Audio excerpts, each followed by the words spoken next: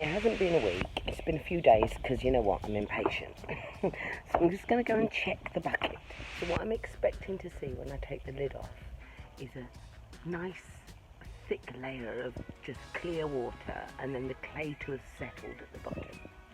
Now, the local clay is actually very, very fine, very porcelain, that the clay particles are so fine they're not settling very well. And when that happens, the only thing it means is it's going to take far longer to dry in the clay pots than I'd like. Oh, wrong bucket. Can you see? It's a very thin layer of water, which means I have an incredibly fine clay right there. So let's just pour this off, shall we? Oh look, there's a spider floating. Basically, the clay has absorbed as much water as it can, and any water it can't absorb will just float at the top.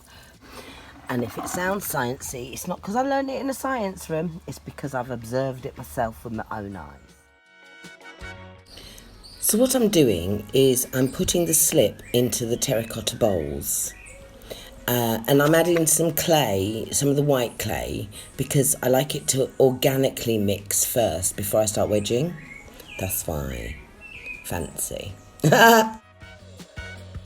These just sit on the windowsill and slowly absorb the water, and that's how slowly, over the course of a week, the water is taken out of this clay. And you know what? They're the best things I've ever had.